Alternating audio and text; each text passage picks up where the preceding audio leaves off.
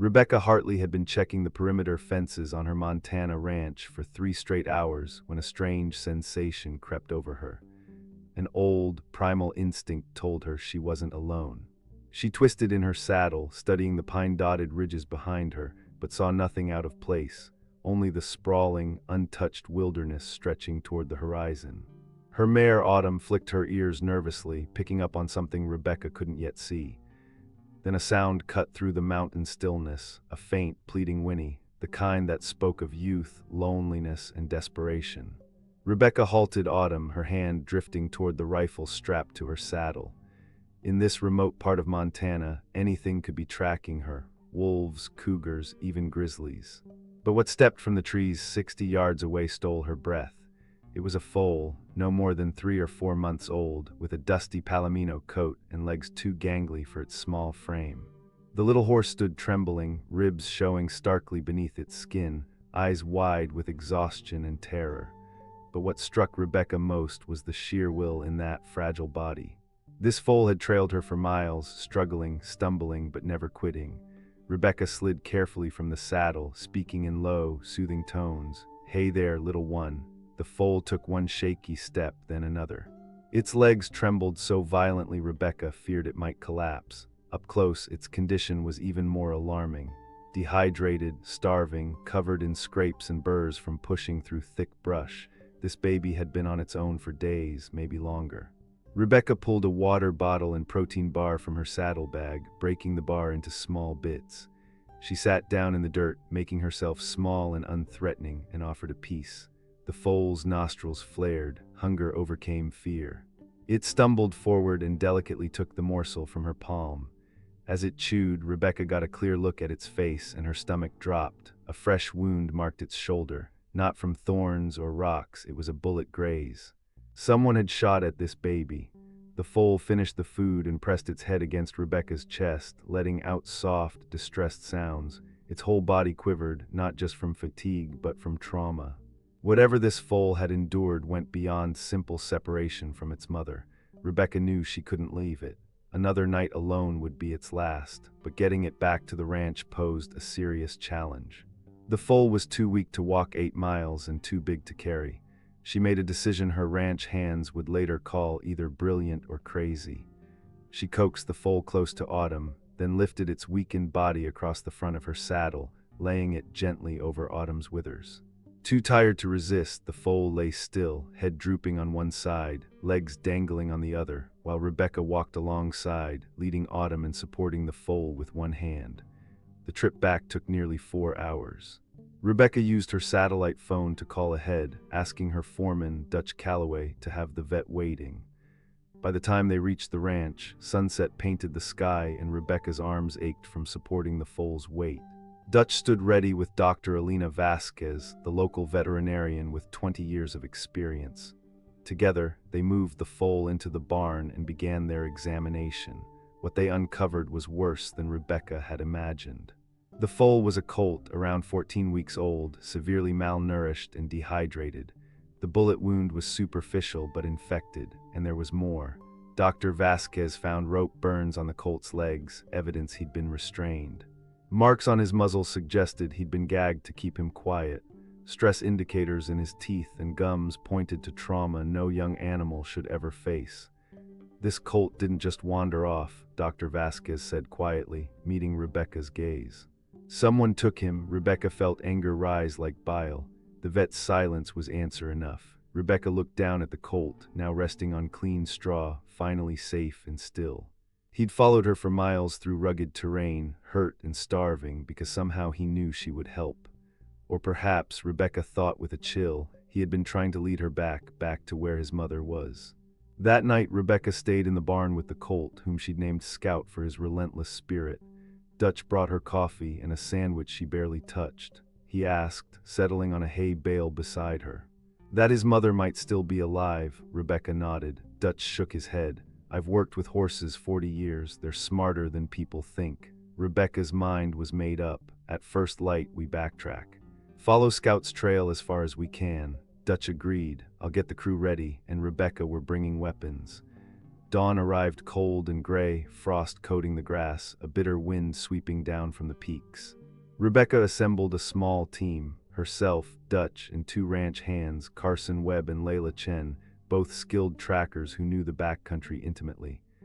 They left Scout in the barn with instructions for the stable hand to bottle feed him every 2 hours.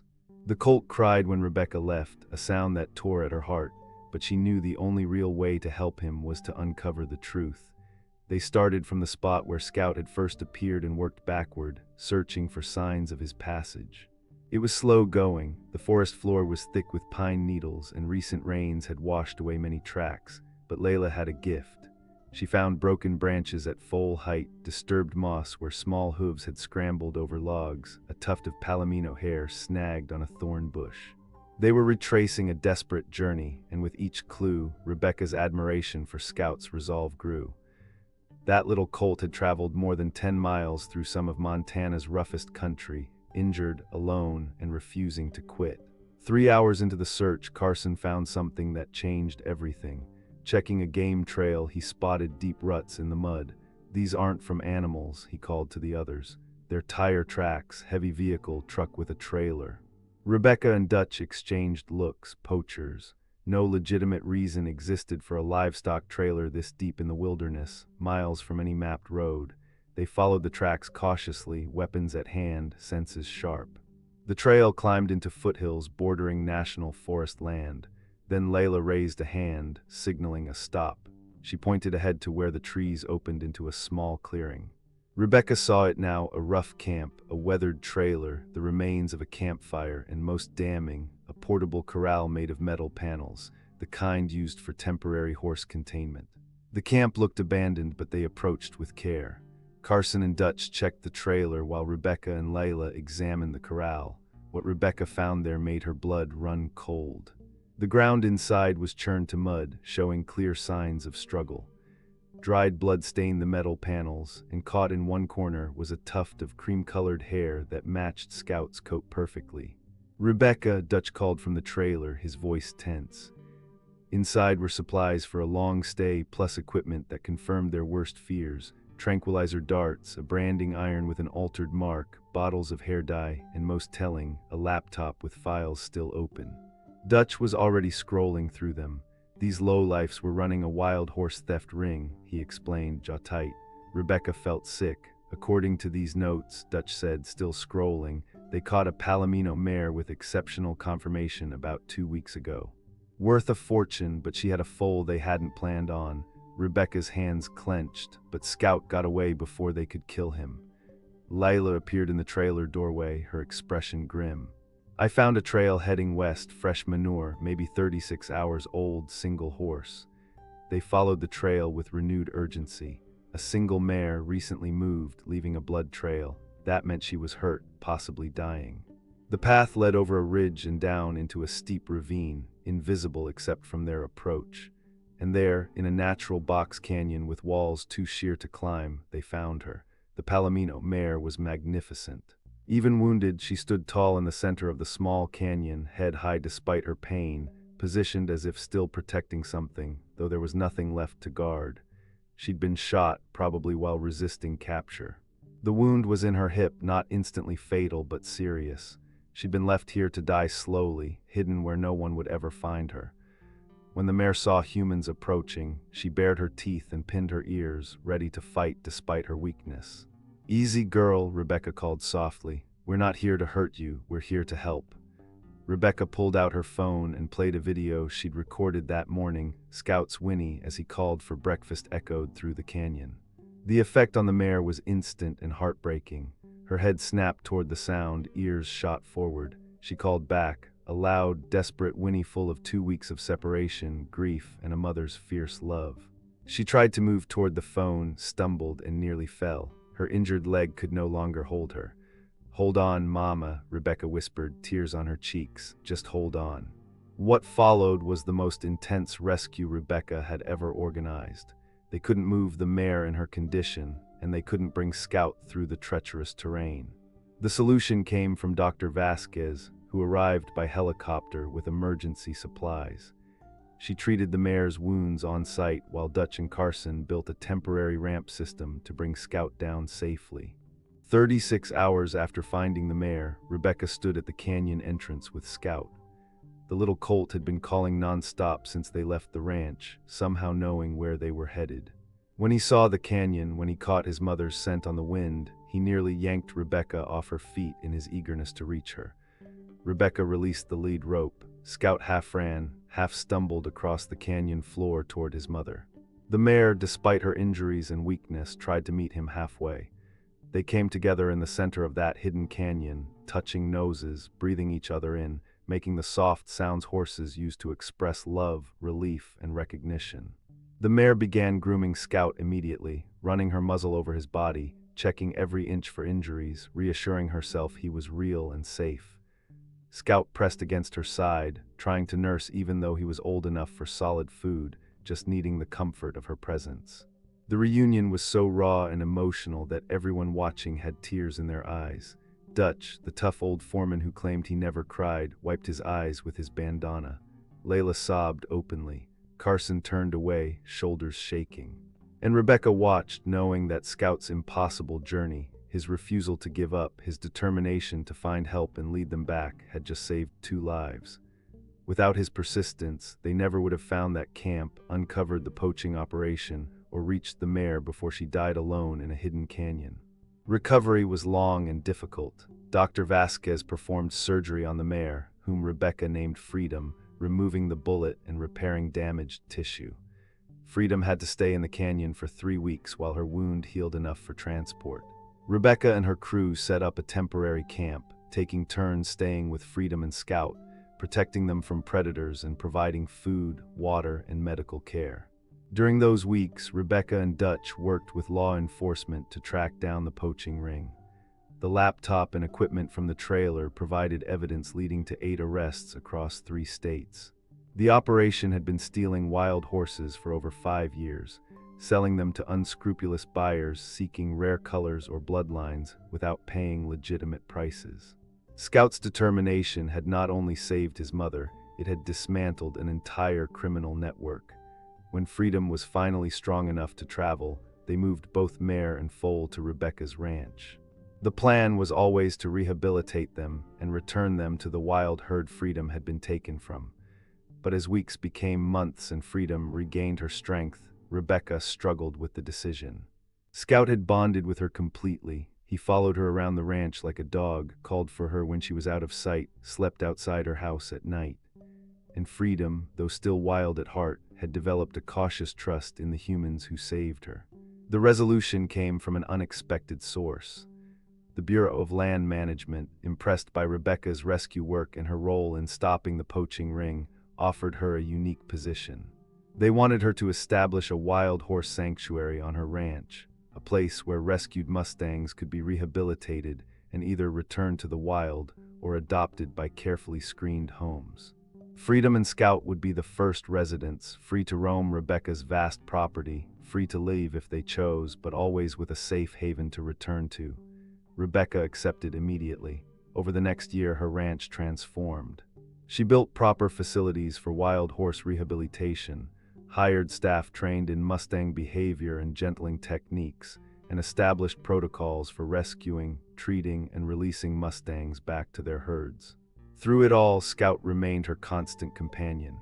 He grew into a stunning palomino, gelding with his mother's excellent conformation and a personality all his own, brave, determined, intelligent, and devoted to the woman who had answered his desperate call. Freedom eventually chose to return to the wild, joining a bachelor herd that roamed the mountains near Rebecca's property. But she returned every few months, bringing her herd to graze in the safe pastures. She'd stay a few days, spend time with Scout, allow Rebecca to check her health, then vanish back into the wilderness she loved. On the 1-year anniversary of finding Scout, Rebecca stood at her fence, watching Freedom and her herd grazing in the distance while Scout stood beside her, head resting on her shoulder. She asked the gelding, stroking his neck, "It's not that you survived alone in the wilderness for days. It's not even that you led us back to your mother. It's that you knew to ask for help. You could have hidden. You could have given up." Scout turned his head to look at her with those intelligent dark eyes, and Rebecca could have sworn he understood every word. "That's the thing about horses," Dutch said, walking up to join them. "They know things we don't. They communicate in ways we're only starting to understand. That colt didn't just randomly follow you, he chose you." Rebecca thought back to that first day, the moment Scout emerged from the trees, exhausted and desperate but still following, still trying. His determination to lead them back to his mother, the way he'd pressed his head against her chest in a gesture of absolute trust. Maybe Dutch was right, maybe Scout had chosen her specifically. Or maybe, Rebecca thought, the universe had a way of putting the right souls in each other's paths at exactly the right moment.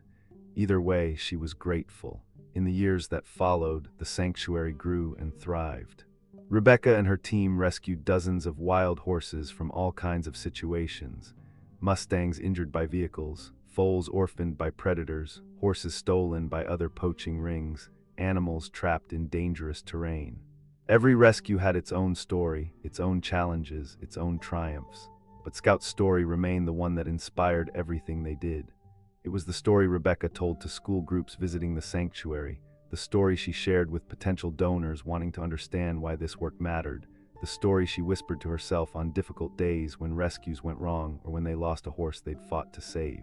Scout's story was proof that determination can overcome impossible odds, that the love between mother and child is powerful enough to drive a baby horse through miles of dangerous wilderness, that asking for help is not weakness but courage, and that sometimes the most broken and desperate among us are the ones who end up saving everyone else.